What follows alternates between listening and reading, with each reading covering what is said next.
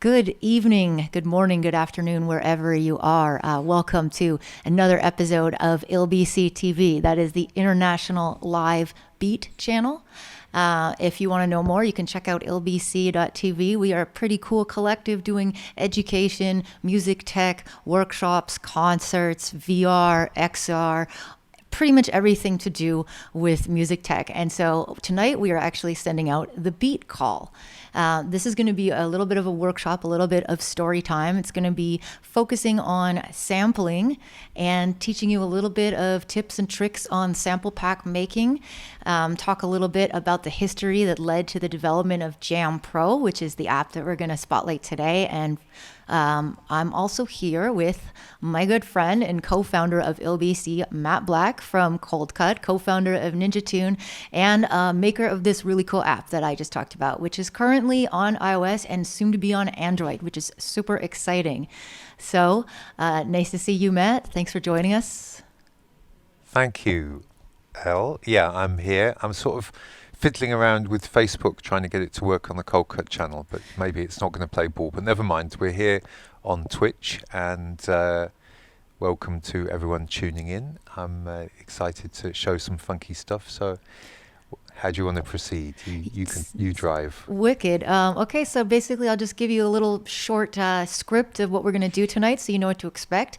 First, Matt is going to walk you a little bit through JammPro, explain what it is, and do a little bit of a demo, which will be really fun. And then we're going to tell a few stories and talk about the history behind this app. I got really inspired because I was sort of looking into it myself, and apparently Matt told Music Tech that this app has been in development for 25 years, which I thought was, wow, longest developing app ever. And I looked into it and was really surprised to just find out about how much stuff you and Ninja Tune have been doing since the 80s in the world of not just sampling, but sampling technology and ways to use different tools in both live performance and production and making tools for others. So we're going to talk a couple of stories about that. And then we're going to talk a little bit about sample pack making in general, some tips and tricks. How do you make good samples?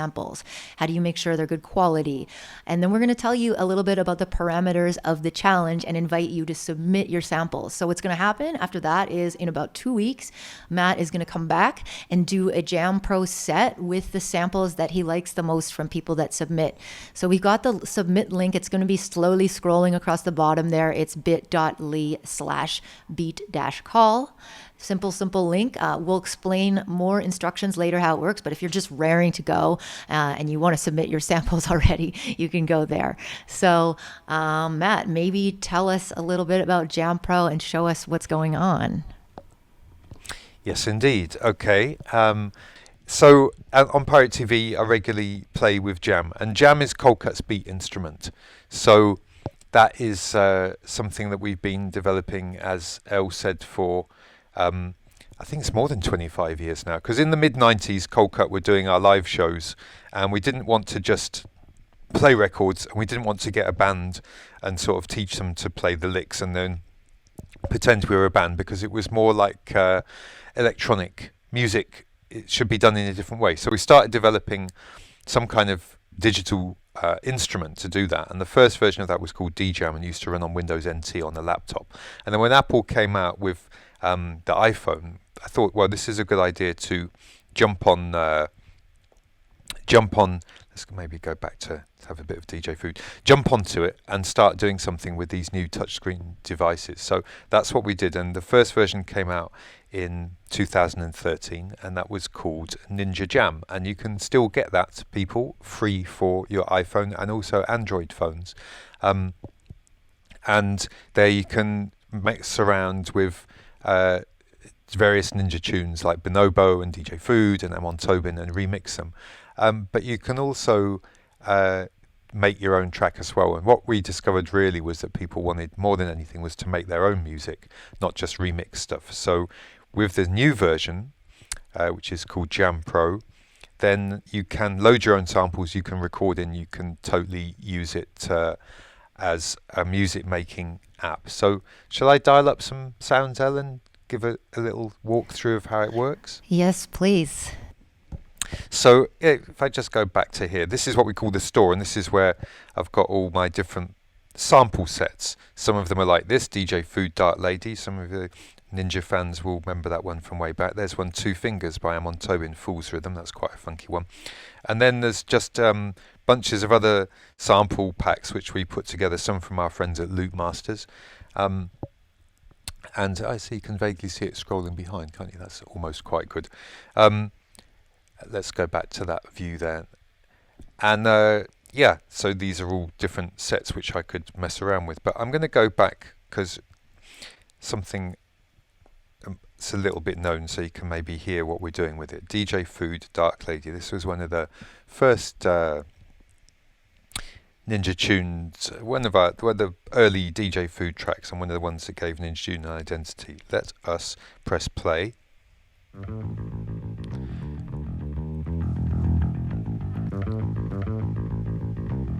Tell me how the volume is of there. Should be. It's great. So is it about right with my voice? Sounds Yep. reasonable balance? Sound and lovely.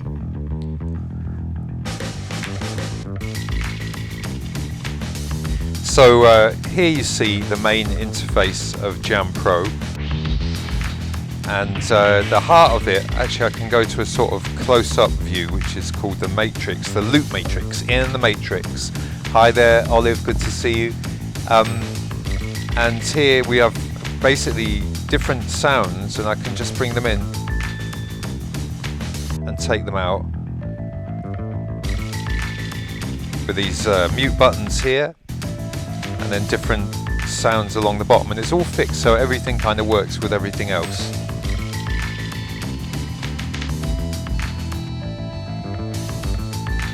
That's one of the paradigms, main paradigm of Jam. Everything works with everything else, so you can't go wrong. And all these sets are designed that way so that everything works nicely with everything else. And I can just kind of freak out and change the combination. And without remembering what each and all of these things do, I tried to give them helpful names, like a bit of acid. And bring the beat back.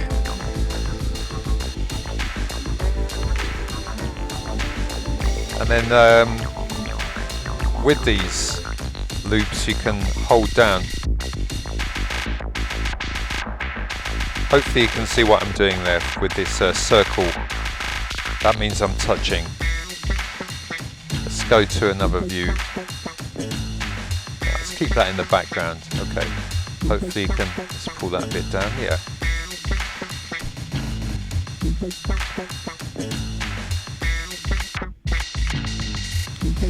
Born and Crazed is asking, is the app MIDI compatible? That is a fair question, and the answer is yes. If I go up to here, I can go to a MIDI Learn page where I can define a MIDI input. Let's get a close-up of that MIDI input, and I can do MIDI Learn on attached devices. If you look at the little Jam, there is a main promo video, and it shows attaching one of old DJ Tech Tools MIDI fighters with those funky arcade buttons. So I could map the arcade buttons from a MIDI device like that onto the loop matrix, and indeed onto any of these other controls as well. So answer, yes, it is MIDI compatible. However, whilst I like some real knobs and buttons, I do like having everything right in front of me, so that, you know, what I hear, what I see, and what I touch, it's all the same thing. And these are samples from the original DJ Food record then? That's right. They are, well, they're a mixture actually, because since we got into remixing stuff in the 80s, we've given the idea of the remix a bit of a remix, I would say. So over here on the left, you usually start off with the actual main samples from the track.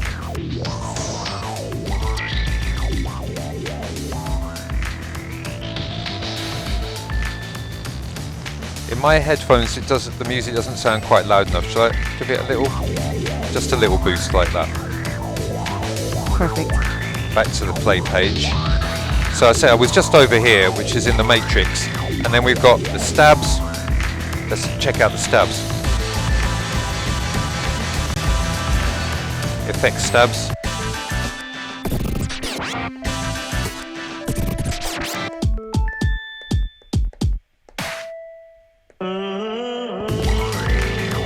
So we got our stabs, and then we have this funky XY with a filter there, distortion and distortion, delay and echo all on this one. And this controls which of the channels are routed to the XY effects. I just have the bass and the drums going. Now I turn the bass send off. Now the filter,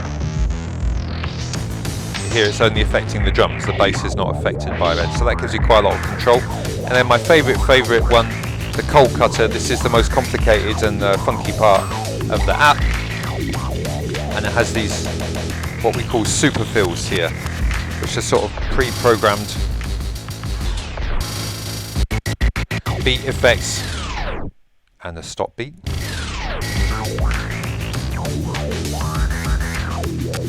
Let's have some glitch.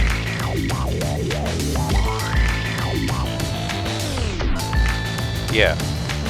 So if I press the play, so this is the main page you see. So all those four modules, the clip matrix, the stab matrix, the XY, and then these are the individual effects. See, 4 channels, and they correspond to 4 channels of effects here. So I got distortion, filter, delay, and reverb. But they're all available, and the Coldcut here. Reverse it. Yes, indeed. So that's some of the basics of Jam. Should I take a pause, Elle, or should I keep rolling, do you think? Well, I just, while we're on this, I just had questions about the original DJ Food records, and you know, for those who are younger and sort of new to it, they may not know about these records. So what was it? What inspired you to kind of put them out at the time? Well, so we're talking about the early 90s. In fact, this is the start of Ninja Tune, 1990, and we wanted to be hip hop DJs, and we wanted to mess around with vinyl and make that into a kind of real-time collage art form practice and rock the party as well. So we started getting break beats. It was the New York scene where hip hop came from. Let's give respect to that. It's people like Grandmaster Flash and DJ Jazzy Jeff, Jam Master Jay, Globe and WizKid, originators, the hip hop DJs. They would mix break beats together on 2 turntables. But there was only certain numbers of records that had those drum breaks.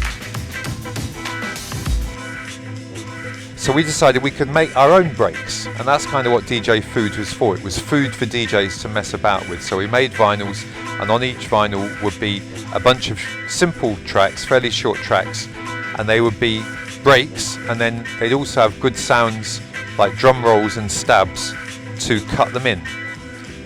And that was the idea, food for DJs, and those were the first releases on Ninja Tune. They were called Jazz Breaks. Brilliant. Oh, that's so cool. And before that, I guess you started, let's maybe chat a little bit about some of the since we're on this music tip, your early releases, even before that, you did a lot of edits and sampling and with cassettes and tape splices, and maybe a lot of Coldcut fans will be familiar with this, but again, I think the younger generation, they're used to just putting something in a DAW. And how did you make your early sort of pre-90s records? With great painstaking techniques. That, like you said, the cassette was the basis. That was the first thing. Not even a reel-to-reel. We were too slack for that. So just using the pause button on a cassette. And I was living with a bunch of guys. We were really into getting high and into having parties and black music. And so we started making these mixtapes, editing stuff together and trying to outdo each other with the most funky pause button edits, and then play them at our parties. So that was the original inspiration for it. And then later on, you know, I saw the Wild Bunch. This was one of the top, probably the top hip-hop crew in the UK in the old days. They were from Bristol, and they turned into Massive Attack eventually. There were people like 3D, who was a great MC and graffiti artist as well, and Nelly Hooper and DJ Mushroom, and they were really inspiring. So I tried to learn what they were doing and tried to get to get my two Technics SL1200s and start learning to be a proper scratch mix DJ. But then there was also, so they were people, the inspiration for that were things like records from New York like Grandmaster Flash, Adventures on the Wheels of Steel, amazing real-time collage using 3 turntables. And then also, I mean that you know, it was, we were just listening to it, and it was almost you had to learn a new way of dancing and just appreciating music to even understand those records. That one in particular, Wheels of Steel. And then Double D and Steinsky were 2 hip New York guys who were also fascinated by hip hop, and they started making these what they called lessons 1, 2 and 3, and they were going beyond just doing everything real time. They were using multi-track tape, I think an 8-track tape, to layer and collage up hip hop beats, but also references from all over the place, like bits of Bugs Bunny cartoons, movies, rockabilly, jazz. Everything was thrown into the Double D and Steinsky mix to create these incredible sort of hip hop street, but yet also very, you know, cultural artifacts. We thought they were, and you could hardly get these records. They were incredibly rare to get, so they became collectible, and that's what we did with our first record. We said it was £15 a copy, and there was only a few copies, so that's making it. That was John's idea, actually. A good bit of marketing there. Scarcity. Scarcity is a thing, exactly. It was definitely a thing, and that, you know, those records, our first record sells for £100 a copy now, which is not bad. So I probably waffled off topic. But no, I love it. I love it. That's it kind of segues me. It was funny because I wanted to, you know, pull some media and play some clips, but some of the irony of modern sampling is like if I listen to the records you were making in say 1989, like Beats and Pieces, I'm wondering if I play that on Twitch, am I going to get an algorithm strike? Because now we're in this era where things are just automatically referenced, and so I'm thinking, here you are putting that out on like vinyl and CD, and these days I'm not even 100% that this would clear the stream. Well, that's a very good point, actually. I mean, when we first went to pick up our first records from the pressing plant, right, we gave false names because we thought that we might get arrested, because basically it was a bootleg and we didn't have rights to use any of these quite large sections of like the Jungle Book and James Brown and, you know, the Good, the Bad and the Ugly and so on. I'm just playing visuals without the music. That's going to be my hack. So, you know, yeah, it's Beats and Pieces, Led Zeppelin being the main drum break on that. You know, but with Beats and Pieces, we were using quite short bits, and they were quite heavily layered up. So I think they might evade the automatic copyright Nazis. But they're getting better and better, right? Yeah, I mean, it's pretty. The sort of Black Mirror moment for me is when my own song gets taken down and I get an email saying, "Alicia, your music contains blah blah blah by Alicia." yes. Babylon, it has no understanding really of the smaller operator, does it? They just bring their boot down on you, and that's it. That's their idea of a conversation. Exactly. Something like that. Oh man. Yeah. So some more other stuff besides just music that really interests me is when you started getting into games and CD-ROMs and stuff like that. So I'd love if you tell us a little bit about Hex. About Hex? Oh, I thought you said hacks. Yes, Hex hacks. I mean, I sent over. Yeah, I got them. I got one on the screen here. There we go. There's one of our hacks. There's a cassette of our first track. Say, kids, what time is it?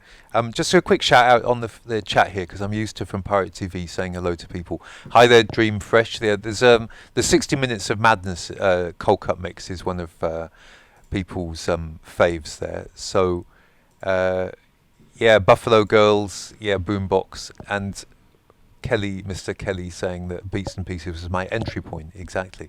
The copyright trolls. That's quite a good name there, Stewface. Yes, indeed. So yeah, there you've pulled up Top Banana. Now this was our computer game in 1988, made with Hex, and Hex was me and two guys from art school called Rob Pepperell and Miles Visman, and they'd been to art school, but they felt that digital media was actually the most interesting new aspect of art, and they were plugging directly into it. And particularly Miles was one of these genius coder guys, and so we put this game together. They mainly coded it. I did using, you see there it says sampled graphics. Now we thought that was quite good, because coming from sample music, we thought, well, we could sample visuals as well and then make a game out of that. It also had, you could edit the sprites. It had recycled packaging. It had a female character there named after an old flame of mine called KT.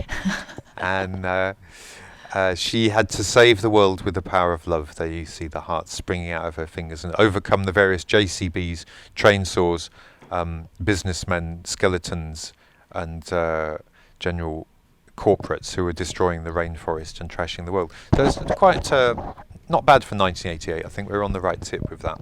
And that was for like Amiga and Atari computers. Yeah, it was really interesting to me because one of the things I read was that the graphics and the audio were uncompressed and people could edit them. So how did that work? Well, yeah, I think it was 8-bit sound, but you know, you could still get some good sound out of it. And also there was some ideas in there which some of these ideas we sort of developed over the years. So the Cybermix sound meant that the soundtrack was sort of composed on the fly, and so it could kind of have some randomness in it. And then, you know, every so often it would sort of do a random drum fill. And that was a principle which it would take a bit of the loop and sort of cut it up and make a fill out of it. And then later we developed that into what we called the Coldcutter, which is still alive and well, as I demonstrated earlier in Jam. So a way of chopping up the DNA, if you like. This is how living cells... this is the sound of Top Banana. There you go. Brilliant. Yeah, somebody has it as a long play on YouTube.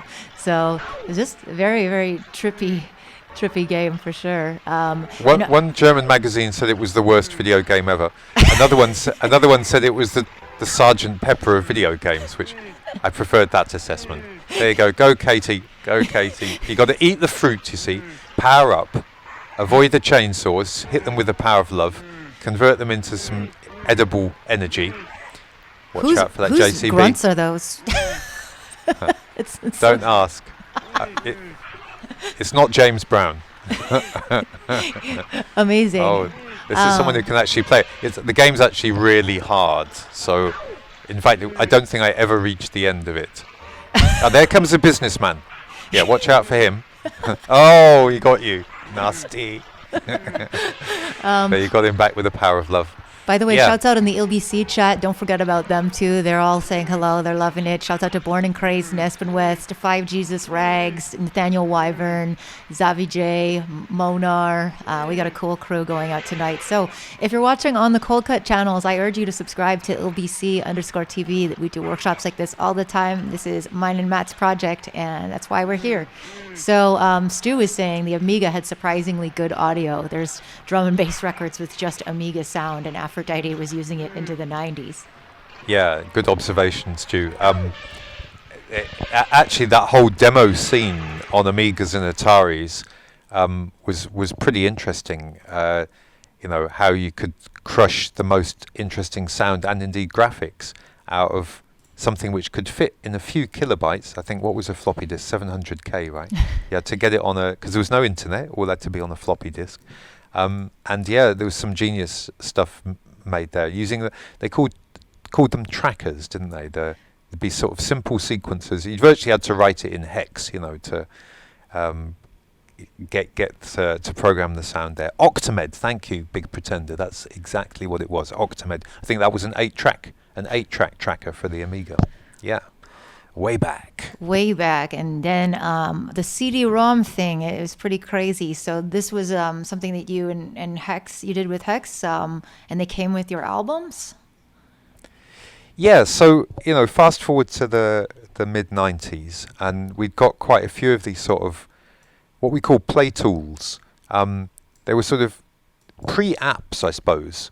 They weren't exactly games, they weren't exactly instruments, but they were sort of somewhere in the middle. So we thought we would bundle them up together. And so Hex, as I say, was me and John Coldcut, and then Robin and Miles.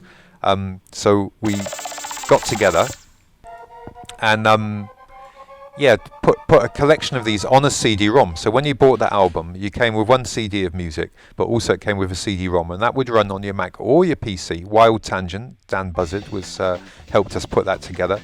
And the things like what we're hearing in the moment is My Little Fun Kit. That's wow, did you put this little demo together, El? Oh, how sweet, thank you.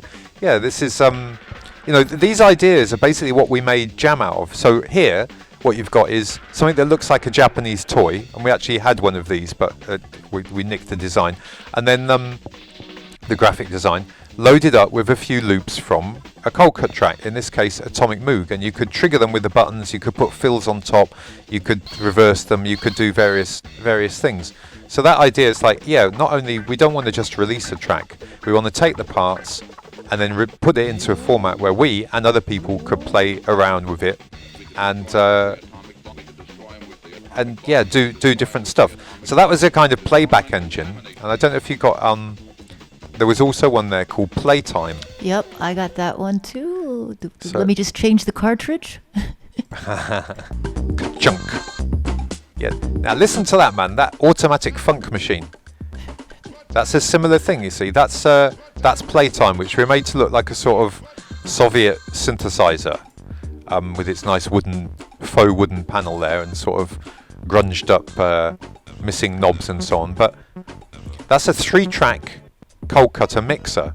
So it would randomly load up loops of bass, drums, bass and head noises.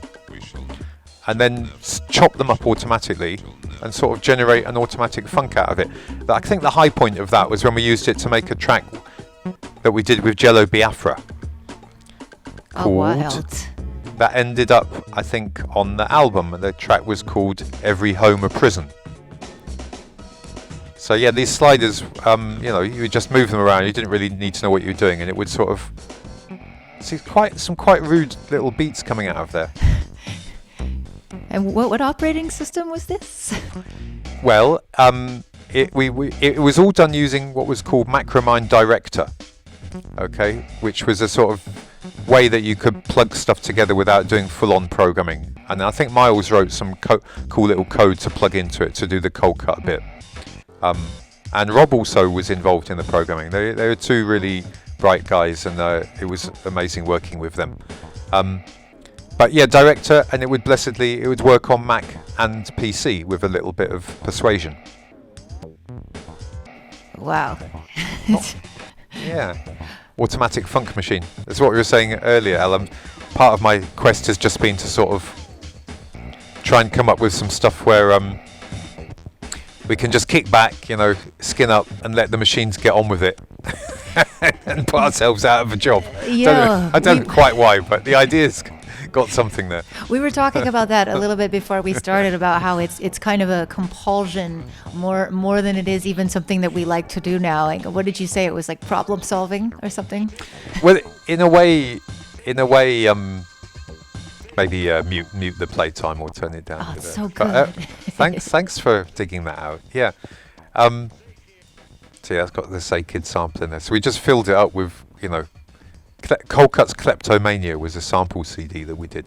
A lot of it was I think a problem-solving, quite geeky hit for me and my mates. Was we was like, wouldn't it be cool if you could do this? Well, we could do that if we got this to work, and then we made it work with that. Oh, it doesn't work. Right, we need to do that. Okay, and then eventually we get it working, and it would be quite cool. And then we think it would be even better if it could do that as well. Then we'd be able to do this. So if we got that other piece that's over there and link that in, then that would be really amazing. We'd really have our full audio-visual funk machine there. And then the horizon always receded, so there was always another challenge to sort of get there. I sometimes think that whilst it was cool, it was perhaps a bit more it was interesting what we were doing, and it was problem solving, but creatively it wasn't producing that great results. People don't really care how clever you are at the technique that you're using. What they care about is whether they like it. I think I've sort of realised actually it's fair to have that attitude. Yeah, it's true, because at the end it's like people see and they see what they see, and they're not necessarily fiddling watching you check your email, right? Which is kind of the premise behind LBC, is we wanted people to enjoy doing cool things but also still perform and not just stand there touching buttons. Well, that's right, absolutely right. So I hopefully have applied some of this sort of problem solving addiction to producing something that's good and live and fun to play with. Psychic Sonic, I can tell you that Space Dog's in the house. Space Dog's in the house. Yay! The Hound of Sound is never far away. He's taking it all in and giving me a few hints here. So I wanted to maybe chat about some of your live sets and how you integrated all of this cool tech into what you were doing live. I know you took some of these tools on stage to festivals, and so tell us about that, live Coldcut sets. Yeah, well, that's kind of where we came in, with Jam, because I say that now we've got Ninja Jam and JammPro, but Jam in the 90s was DJam, which was a sort of laptop version of Jam, a 4-track loop mixer that we used to put our stems and stuff into so we could mess around with them live. So each night's performance would be a bit different. And then there was also VJam. So that was a kind of a piano for sound and vision. And it's really like a audio-visual clip loader. So you could load up to 16 clips and then you could mix them and put effects on them. And Stuart from Hexstatic, who we made the piece Timber with, which people might remember, he coined this phrase, what you see is what you hear. I like that. So the idea that, we're doing an audiovisual show live and you see the screen, and what you see on the screen has got a relationship to the sound that you're hearing coming out. Remix your television, audiovisual mashup. So that was an idea we were well into in the 90s. That was the sort of basis of our show. Right, I got the Timber video here. And that's VJam. You got the interface up there. Yeah, I got the interface. And so you used that to make this, or? Well, actually, it was sort of the other way around. We made Timber. I got Stu a computer and a copy of Adobe Premiere and a bunch of clips, and I said, and there was an Emergency Broadcast Network from New York. They were probably the first to do this using computers. I rate those guys. Gardner Post and Brian Kane, wicked talents. And Stu and we made this. And it was done in Premiere, literally like a frame at a time. People often ask, which came first, the sound or the vision? And the answer is, in this case, the sound. This sound actually is built on electronic loop from a quite a well-known vintage electronic artist, which I'm not going to say because I get into hot water, but he's a good guy. I can say actually, I think it's Jean-Michel Jarre. This Timber is based on a Jean-Michel Jarre loop. I'm going to say that because a few years ago we were contacted by Jean-Michel Jarre, and he said, Jean-Michel Jarre is coming out with a new record. Would you like to say something about his role in electronic music? And we were like, yes, we will definitely say something very nice about Monsieur Michel Jarre. And then actually we played at a big festival he did in Paris a couple of years ago. My wife Tanaz and I did an audiovisual show there. But this track is built on electronic loop from Jean-Michel Jarre and then reinforced with the axe hits to strengthen the, where we were making those videos, they're talking about action sound link. Right, you've said that before. Action sound link. So why this works is because there's good actions like the chainsaw and the axe and the animals, these strikes, and that action is linked clearly to a sound. So the action sound link is what makes this work as a collage. And then the extra ingredient of this wonderful vocal from this native lady singing here, which we licensed that sample I don't know if she ever got any of the money from it. I hope so. And so you did all of that so then VJam came after that. Yeah, it was like the other way around. It's like, well, we can't do Premiere live. What if we could make an instrument that would do that live? And we were already, messing around with software. And so I met these guys called CamArt from Cambridge. Bunch of crazy acid head Buddhist coders. And we came up with VJam. And like with Jam, thanks Sonic, so it still sounds fresh today. I think it's all right. That piece has stood up well. We thought, well, we're liking this. Maybe other people like it as well. Maybe other people want to use it. So we put a lot of effort into trying to make it a product. And actually, it's quite a big difference between taking something that's an idea and then making a sort of, funky version for yourself. And then, because you know how it works, and you don't mind a few little wrinkles and bumps, but when it comes to having to be a product for the marketplace out there, things get a little bit sharper. So we've rather unsteadily straddled that, making instruments for ourselves and then trying to make products for the marketplace. But it's good to sort of always be trying to find out what one's doing and trying to keep one's balance. So that's been a bit of the Coldcut story, I guess. Very cool. And then, actually, DJam was what came where in this timeline?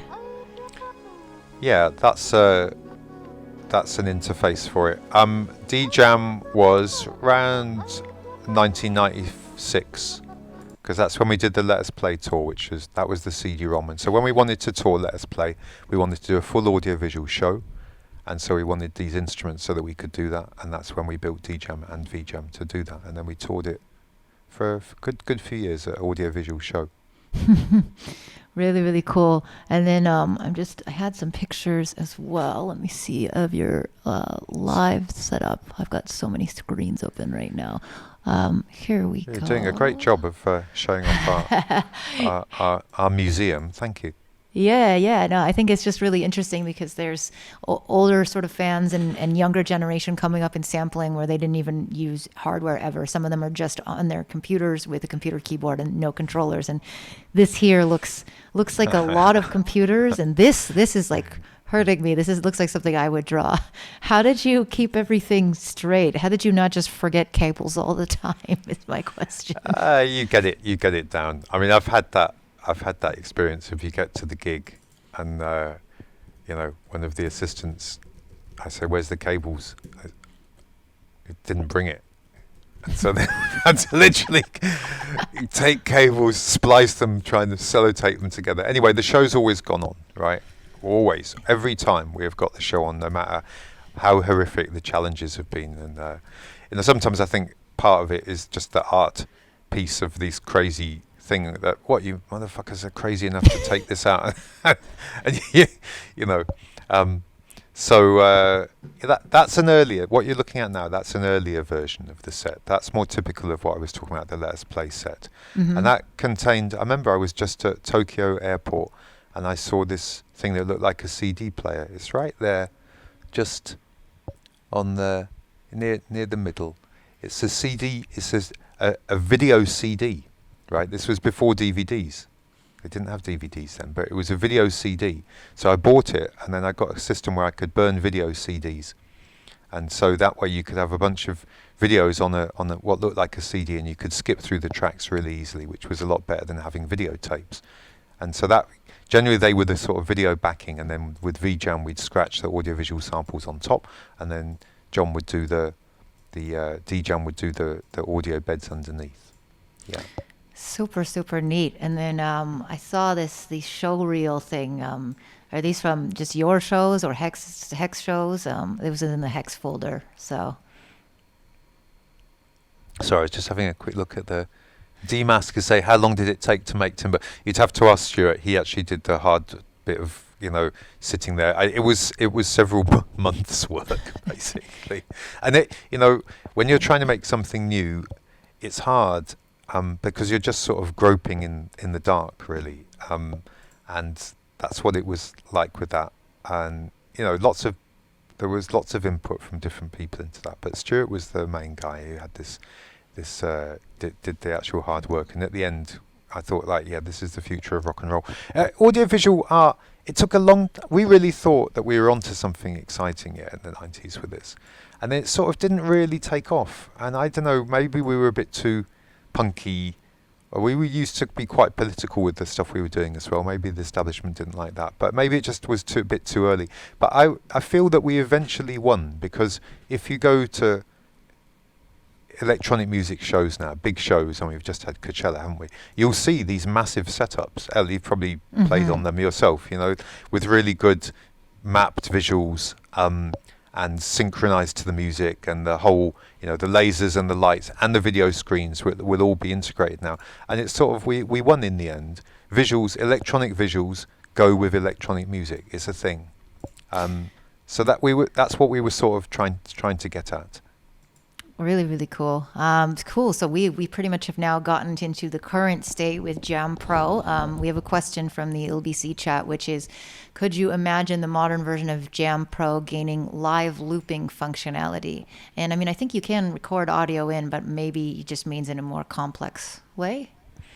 Well, actually, you can use it quite well as a live looper. Was that a question in the chat? Yes. Yeah. I'm pleased to say that you can use Jam as a live looper. I wonder if I'll be able to give a little demo of that. Let me dial up another pack. Maybe Elle, I think full disclosure here, it was Alicia who designed and made with her friend Frost this pack that comes with JammPro. This is included with it, so you download it and you get this trap pack, Quantum Trap, made by Alicia and Frost, which is, of all the different packs that we had, your one was the best one, so that was why we decided to license it. Thank really you. Good high quality production. So 1, 2, 3, 4. See, I'm in the sampling in mode now, right? 1, 2, 3. It could work. I haven't tried this, so if it doesn't work, you bear with me. All right, let's just roll. You can hear that, yeah? It's still there? Yep. 1, 2, 1, 2. Yeah. Okay, so let me record. Let's do 4 bars. Yeah, we're here on LBC. That's right. It's my girl Alicia and me. We're rocking down. Yeah, we're here on LBC. That's right. It's my girl Alicia and me.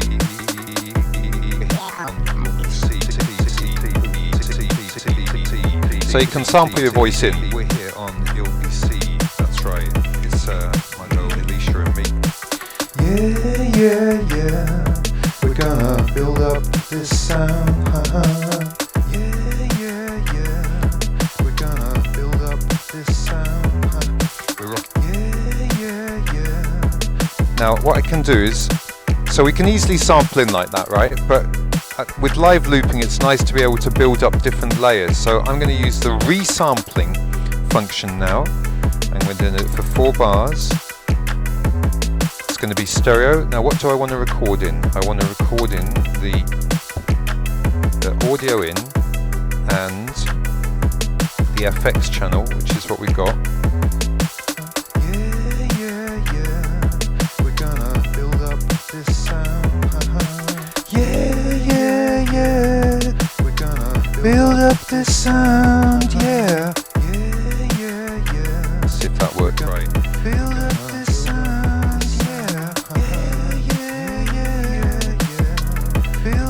Let me have another go. So what I'm trying to do is I'm mixing what's... Yeah. We're gonna build up this sound. Okay, double tap a clip to load your recording.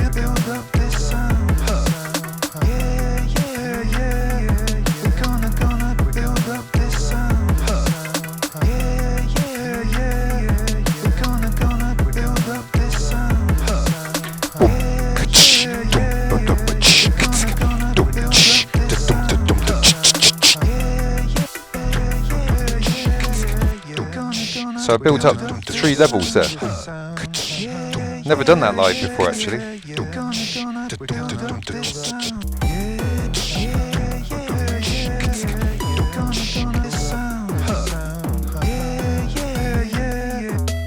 Okay, so you get the idea. In short, yes, you can use it as a live looper. Best question answer ever. Cool. So let's talk about the sample pack challenge, how sample packs work, things like that. So we have a question from Official Rags from the LBC chat about it. We'll segue us in, which is, when you're working selecting samples, is there a checklist of sorts that helps you decide if a sample is worth using or not? And that kind of makes me think of wanting to ask you about those endless jam sessions and sort of figuring out what makes a good sample. So what's your take on that, Matt?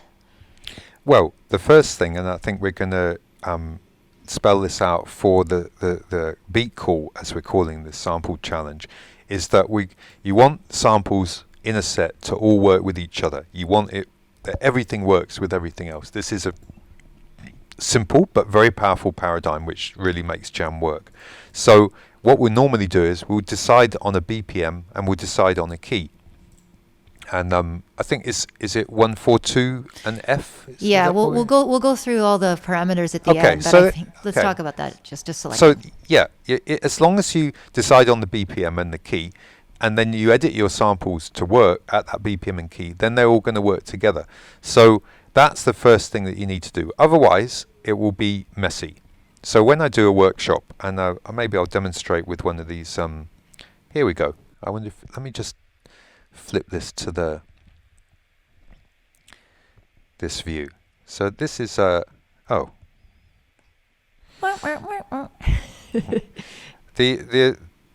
can just give a quick plug, which is that we've just released a new update. This is the test version, so this isn't the update, but the new update is quite a bit more efficient than the previous version of Jam, which means that it will run on somewhat older, lesser powered iPads than the previous version did, and my guys have put a lot of work into making that happen.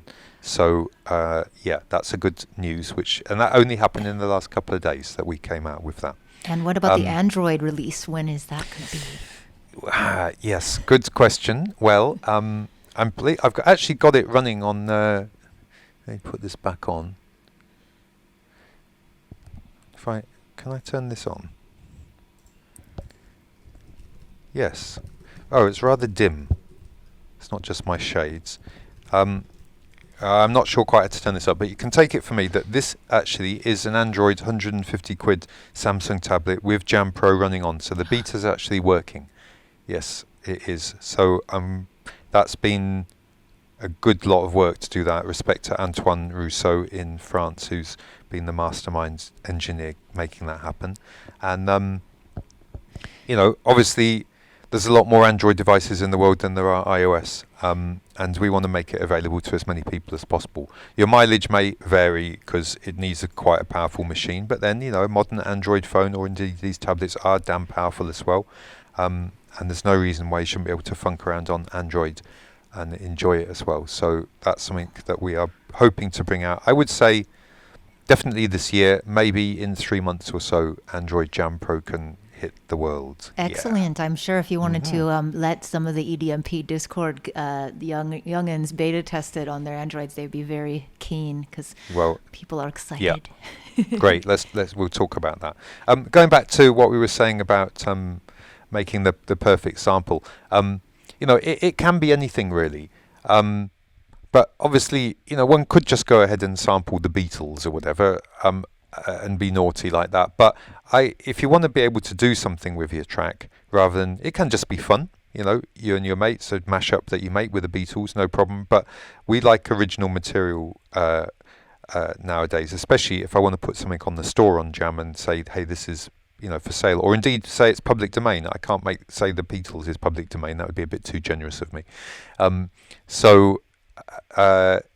Original material is good, and really though it can be anything. And when we do these workshops like this one, which we did in Buenos Aires in 2017, people brought all sorts of stuff. A beatboxer did some stuff. Some guys made some synth loops on their laptops. Some people played bass, and I like the mashup mentality and the mashup style. So I don't know if I quite finished my point with DJ Food. When we make a pat like that, the first samples are ones from the original track, and then at least around half of them are what we call remix clips. So they're new clips that we've made which go with the original track, but are not from the original track. They mean you can take it in a different direction. So I like to pack out a set with lots of different sorts of samples so that you can, take things in different directions. And the electronic music is a bit controversial to say this maybe, but in some ways I could say it's really just a matter of BPM, because it's a lot of the same sounds and we use a lot of the same equipment, all of us, right? We have Ableton, we have the DAWs, we have our access, our viruses, and our Moogs, and similar sort of range of kit, and indeed our guitars and drums and 808s and so on. And it's really about BPM. So if I turn this down, let me turn this to a sort of hip hop speed, and let's roll on this for a bit.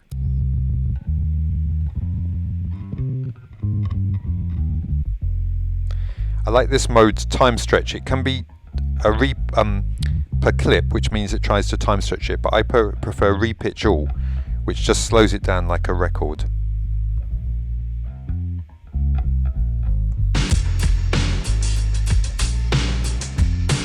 Hip hop style.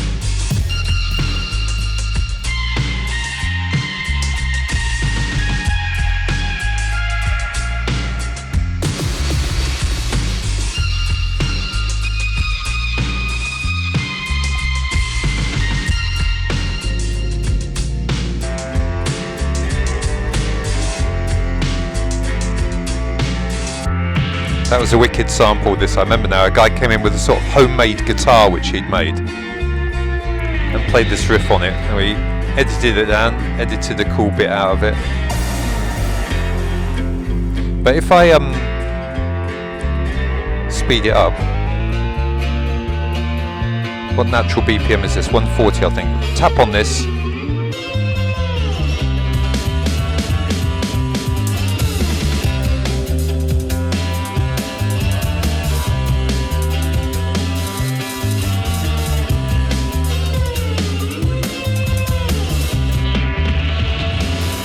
What else we got?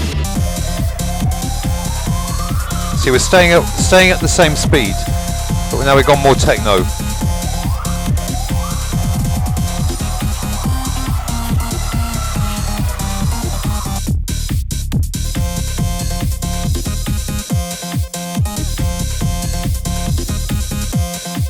It's a while since I touched this pack, but a bit of everything in here.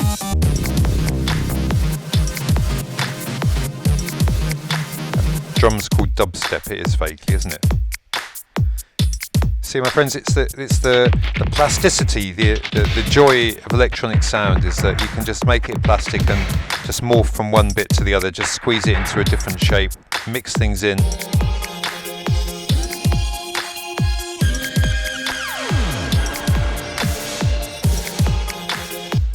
Another feature about Jam which I didn't show, which is a big improvement over the first version, is say I've got a combination I like here. By the way, these on-off buttons for the effects are all mini XYs. I don't know if you can see that, but I'm controlling the pre-delay and the depth of reverb here by sliding around on this mini XY. Small, delicate movements of your fingertips, you can have a lot of fun. So let's say we like that combination. So I hold at the top, I give this patch a name, call it Il BC. Did that happen? Il BC, and save it, saving patch. And now I've saved that combination there in that patch. If I tap it again at the beginning of the next bar, it will bring it in. 2, 3, 4, 1, 2, 3, and hit it.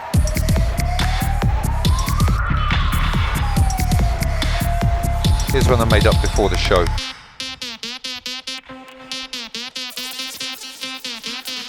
Four independent sets of effects, 5 actually, each with distortion, filter, reverb, delay and pump on each one.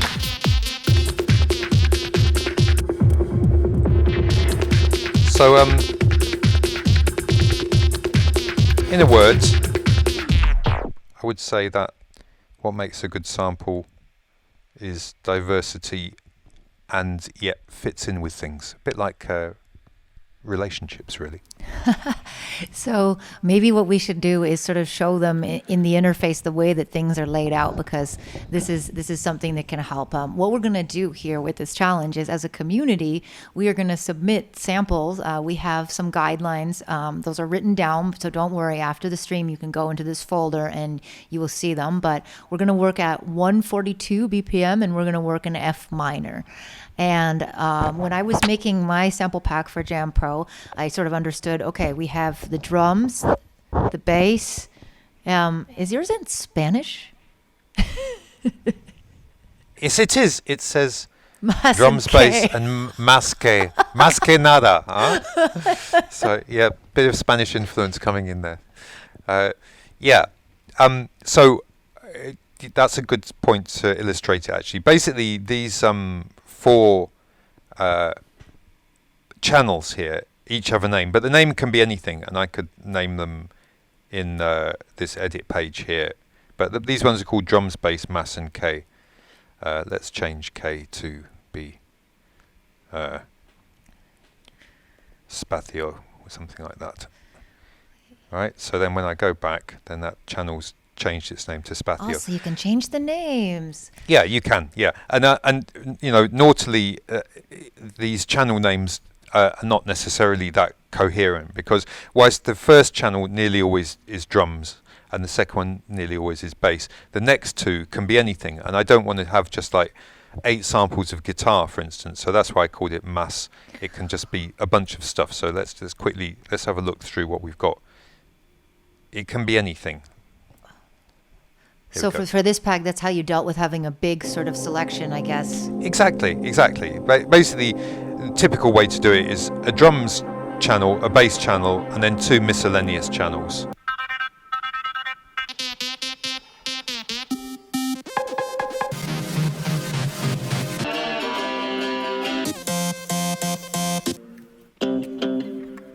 Let's have a listen to the last channel. Ooh. That's aerial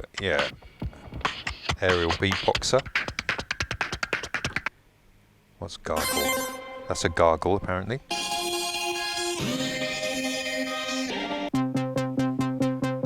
Simple kebab trammer, I think that's. Ha ha ha. Ever had a feeling that you've been cheated? Quick Johnny Rotten quote there. Oh, I like this one. Listen to the background noise.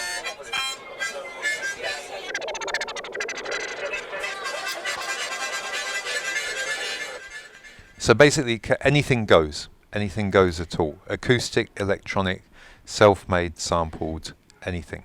Yeah, and then just to talk about, these are actually, some of these are lifted from the JammPro guide, but I think that these are also really good guidelines for just making samples in general. And so when we come back in 2 weeks, I might do a little bonus module on just making sample packs in general, because I know a lot of people like to know, like, how do I make a sample pack for Splice or something like that. But in this case, what we're making for JammPro is a loop-based sample pack, which is a little bit different. So everything that you submit, we have the tempo and the key, and we also, it has to loop, which means that it has to loop smoothly. When you're making a loop, if you bounce it off and there's a long reverb tail or something like that, it's going to cut off and it's going to make a click, right? So I know that you don't want to have we clicks. don't want that. You don't want clicks, pops, or any clipping, which should be obvious. Sometimes I've seen people who are starting to make sample packs, they try to normalize or master it and it becomes super loud and there's no dynamic range. And that's not a great thing either, because if you add together a bunch of stuff that is maxed out to 0, you get overload, we get clipping. And it's one of those paradoxes. It's like you don't like fish to be fishy and you don't like distortion to be distorted. So same thing here. We don't want it to clip, you know. And is it still 44.1 16-bit stereo waves? Is that the format that is preferred? Yeah, I mean, we can work with, if you want to do 24-bit 48K AIFs, then we can work with those as well. We can convert them, but basically it should not be less quality than 44K 16-bit. Yeah. No, and no MP3s, please. Give it uncompressed WAVs and AIFs. Yeah, those are the rules. It was just being popped in the chat. So yeah, these are basically just the rules. Is 142 BPM, F minor. Don't click and pop, and make sure it loops around smoothly. And then, don't do like a 32 bar loop. I don't think. I feel like they should be what? Yeah, 16 bars max. 16 max. I tell you, most useful. I'm not into 1 and 2 bar loops actually. If you're gonna do something, try and have a little bit of variation so that the second bars 3 and 4 could be the same as 1 and 2, but with just a little change, even if it's just an extra hi-hat or a little filter mod or whatever. But anyway, that's a personal thing. It's up to you. We'll work with whatever you send in. Psychic was asking, Stu was asking, is there a link to the rules page? That's a good question. Yes, the rules page. The rules page is embedded in the link, which is below. It's been scrolling on the screen. If your screen is too small to read it, it's bit.ly/beat-call. So bit.ly link beat-call. And so this document is right at the beginning. And you're going to make a folder inside this Google Drive folder and just put your artist name or your username or whatever you want us to call you and drop all your samples into that folder. So it's pretty simple. There's not a lot of rules, just 142 BPM, F minor, don't click, don't pop, and really anything goes. And then Matt is going to come back and jam with a set that we make from the most interesting, coolest samples. Yeah, great. And I think perhaps we should declare it as well. By the way, F minor, I think we just say F, right? I'm not sure I know the difference. So let's just say F, keep it simple. We will, I think, release this pack within the app, or we will at least make it as a free download. And that's going to mean that basically everything in it is going to be open source, public domain. That's what I do with these workshops, is just say, okay, guys, we're going to put our things into here, and afterwards it's just something for the world to enjoy and use. So if you've got a fantastic hook for your new single, maybe don't put it in here. Send us something that you won't mind if someone takes it and has a #1 record with it, which would be a great result, I think. Public domain, and that is something that is rare. As we were talking about at the beginning of this call, it's much more likely to have your own music struck by the algorithm than it is to just find something that people are allowed to use. So yeah, open source, we're all about sharing. That's what this channel is about. And of course, you can always hit us up on all our socials if you have any questions or want to get involved in any other way. So thank you, Matt, for showing us all this stuff. Looking forward to your jam. Well, I'm really looking forward to getting some sounds from you, the community out there. With Pirate TV, we have some good, as we say, give us some signal. So this is in that vein. You pirates out there and everyone else tuning in to International Live Beats channel. And this is a little thing we're trying to get going. So please support it and give us some signal. Get your sound in there. Great stuff. And Alicia, thank you very much for digging out all that Coldcut archive and making a nice little presentation of that. So I've forgotten about all those things. Nice one. Thanks for sharing, and thank you everyone for tuning in. As Matt said, please subscribe to ILBC_TV. Good night. Bye from Space Dog 2. Ciao.